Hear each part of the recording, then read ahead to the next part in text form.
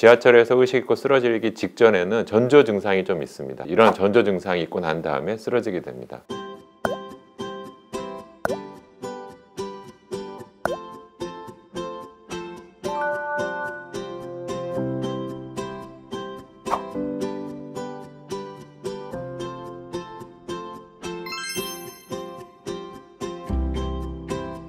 특히 소변을 서서 보게 되는 남자의 경우에는 중년의 남성분들이 맥주를 한두 잔이라도 드시게 되면 혈관이 이완이 되면서 혈압이 조금 낮아지는 상태가 되고, 거기서 갑자기 소변을 빨리 보시게 되면 의식 잃고 쓰러지는 경우가 많이 있습니다. 반복적으로 발생한다면 소변을 좀 앉아서 본다든지 갑자기 방광을 비우게 되는 것이 혈압이 떨어지는 자극이 될 수가 있기 때문에 소변을 조금 주의해서 천천히 나눠서 보는 것이 그런 자극을 예방하는 그런 효과가 있습니다.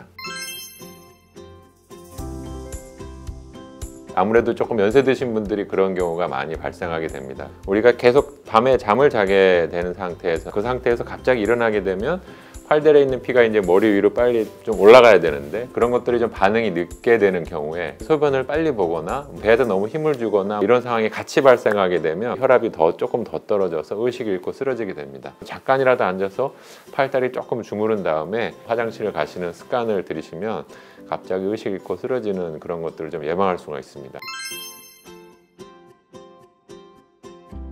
특히 이제 젊은 여성분들은 워낙에도 혈압이 조금 다 평균적으로 다 낮으시거든요. 기본적으로 혈압이 낮은 상태에서 어떤 여러 가지 자극, 그러니까 지하철에서 오래 서 있는다든지 사람들이 굉장히 많고 땀이 좀 나게 되고 긴장이 되고 이런 상황이 돼서 혈압이 조금 더 떨어지게 되면 일시적으로 쓰러지는 그런 일이 더 훨씬 더 자주 발생하게 됩니다. 지하철에서 의식 잃고 쓰러지기 직전에는 전조 증상이 좀 있습니다. 사람마다 다 다르지만 배가 아프다든지 메스껍다든지 이런 전조 증상이 있고 난 다음에 쓰러지게 됩니다. 그런 전조 증상이 생긴다면 잠깐이라도 빨리 앉거나 팔다리를 조금 주무른다든지 제자리에서 앉았다가 조금 천천히 일어난다든지 하면 의식을 잃고 쓰러지는 일을 좀 예방할 수가 있고, 시간이 지나서 나이를 조금 더 드시게 되면 자연스럽게 없어지고 오히려 내가 더 아직은 젊구나 그렇게 생각하실 수도 있습니다. 나이가 드시게 되면 대부분은 다 없어집니다.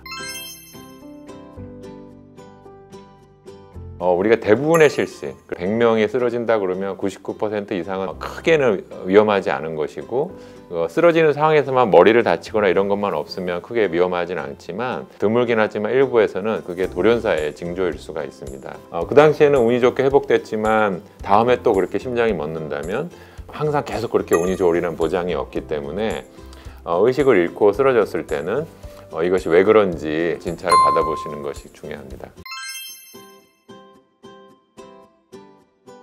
부정맥은 갑자기 생겼다가 없어졌다를 반복하는 경우가 많이 있기 때문에 그러한 증상이 나올 때 그때 딱 진찰을 해보거나 검사를 해야 알 수 있다는 그런 특징이 있습니다. 그래서 증상이 언제 생길지 모르니까 검사를 병원에 와서 한번 한다고 심박해동이 없다 이렇게 얘기하기가 좀 어려운 것이죠.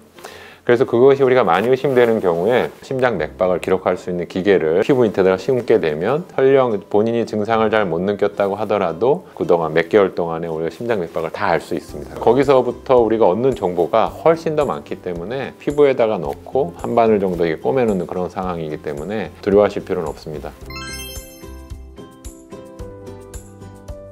기립경 검사 같은 경우에는 실제로 우리가 기립성 저혈압이 없는 경우에도 양성으로 나오는 경우가 상대적으로 굉장히 많고, 설령 그게 음성으로 나왔다고 하더라도 내가 앉았다 일어나기만 하면 항상 어지럽고 너무 심하면 쓰러진다. 그러면 기립경 검사가 음성이라고 나왔다고 하더라도 그 환자의 진단은 기립성 저혈압이 맞을 가능성이 많기 때문에 어지럼증을 호소하는 모든 분들한테 반드시 해야 될 그런 검사는 이제 아닙니다.